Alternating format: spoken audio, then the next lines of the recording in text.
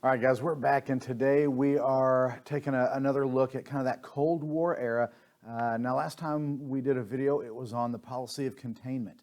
And the policy of containment is kind of that big, it's a theory of containment, the big umbrella. Underneath that, you have the Truman Doctrine, right? And the Truman Doctrine is kind of America's policy about how we're going to deal with containment. And now today we're going to talk about the Marshall Plan. And the Marshall Plan is underneath the Truman Doctrine, and it deals more specifically with Western Europe. And so we're going to take a look. This is really a fascinating thing and has profound impact throughout the rest of history. So we're going to go ahead and take a start by looking at a speech that George Marshall gives at Harvard. And I'm going to focus in here on the last paragraph of our excerpt. It says, "Our policy is directed not against any country or doctrine," which is true, I suppose, but it also is untrue, because we know that he's dealing with or trying to aim this at the spread of communism, and that's coming directly from the USSR. So again, our policy is directed against not any country or doctrine, but against hunger, poverty, desperation, and chaos. Its purpose should be the revival of a working economy in the world, so as to permit the emergence of political and social conditions in which free institutions can exist. We are interested in freedom. And I'd like to point out here that as we discussed in previous videos about the rise of totalitarianism prior to World War II, that the rise of totalitarianism and communism is no different. They are given rise when the conditions are right. And those conditions are hopelessness, and hunger, and poverty, and strife, and lack of opportunity. Those are the kinds of things that create the soil in which communism can grow. And so we're not aiming this at a specific country. We're aiming this at the conditions that allow people to desire something like communism, something that so clearly takes away personal freedom and choice and liberty. So that's what the Marshall Plan kind of looks at. In an effort to protect Europe from falling to communism, this is George Marshall. He tries to establish this thing called the Marshall Plan. Truman is going to take it a step further. He's really going to institute this thing. And what it's aimed at doing is giving money and aid to European countries to help stimulate their economy and that sort of thing. We'll talk more about that in a second. For right now, I do want to show this political cartoon because I think it's a really interesting one. It shows Western Europe kind of standing in the middle there. And in the background, you see the Capitol Dome. And above it, it says Marshall Plan delay. And basically, Congress is debating this, and rightfully so. It's going to be very expensive. But the longer they delay, the more they debate, the more questions they raise, the longer it's taking. And in that time, we see the shadow lengthening, the shadow of the bear, again, the symbol of Russia, the symbol of the USSR. It's getting closer and closer to Western Europe.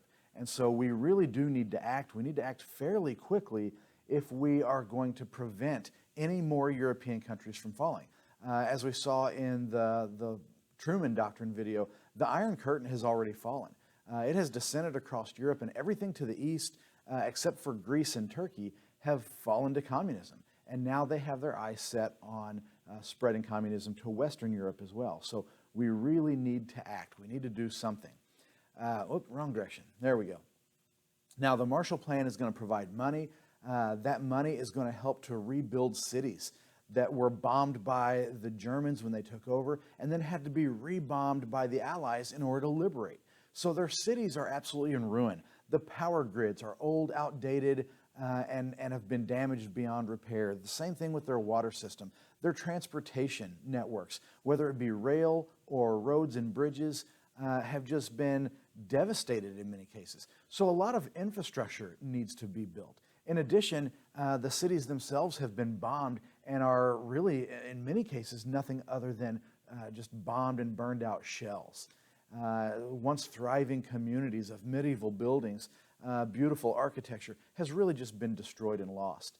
So the American government is going to provide money in order to help bring those things back, in order to help modernize their equipment and machinery in manufacturing, to build new infrastructure, roads, bridges, railroads, bring online new power grids, power systems, and water filtration systems so that everybody has clean supply of drinking water. They're also going to begin to look at the economy as a whole and try to stop massive inflation and the devaluation of their currency. We're trying to look at this thing as a whole, and how do we provide opportunities for the economy and business and industry to really come back strongly. One of the interesting things is that while America provides the funding for a lot of this, the jobs that are created by these projects go to the people of the country in which they're in. So it's creating jobs, which further stimulates the economy. Now, everywhere that we went and provided these types of things, and again, sorry, I was a slide behind, repairing all these different things, you can see right here, we put giant signs everywhere, right? This is a Marshall Plan project. We wanted them to know that it was the United States that was providing this opportunity for prosperity. We wanted them to know that it was the success of capitalism that created such wealth that money like this could be spread around. We're trying to generate goodwill for the United States. We're trying to stimulate their economy and bring them back so that there can be greater trade among the nations. We are trying to stop the spread of communism. There's all sorts of different good things that are going on here with the Marshall Plan. So this really is an interesting thing. One of the other things that it does is it really tries to get countries to lower the trade barriers, lower the restrictions on trading between European countries. And so you see sowing the seeds here with the Marshall Plan is kind of the early foundations of things like the European Union, making it much more easy to trade and transport goods and services and people around Europe with fewer restrictions. So very, very good things going on. Let's see. Sorry, I've already talked about all this, right? Reducing the trade barriers, stabilizing currencies.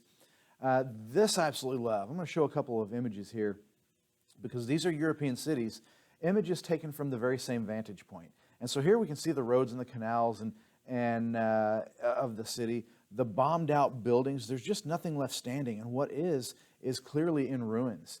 There's no glass, there's no windows. The structures have been damaged, and many have collapsed or been destroyed. And yet, 8 years later, this is the same city from the same vantage point, thanks in large part to the Marshall Plan. The Marshall Plan funds really helped to provide for all this rebuilding. They're still there, but you can no longer see the roads and the canals and the rails because so much development has taken place. We see some larger buildings here in the background, and it looks as though life has returned. Things have gotten back to normal. That is an absolute miracle to have taken place within 8 short years. Absolutely incredible. This next one shows the same thing. This is Hamburg, Germany. And the one on the top here is in 1947, shortly after the war. And there's just rubble and debris everywhere. It doesn't look like there's not very many people around. I'm not sure what they're doing down there, but it looks like there's smoke in the background. So something has either collapsed, and that's the dust and debris cloud, or something's on fire, both of which would have been fairly common. And yet down here, 5 years later, is the same city of Hamburg. And up here I want to point out the facade of the building, the kind of spires that they've got here. Same exact building, but we see trolley cars, we see traffic, we see people on foot shopping and going about their business. And again, all of this is after the funds were provided and whatnot from the Marshall Plan. So really, really a strong look at what the Marshall Plan is able to do in a really short period of time. Now, aid was offered to communist nations.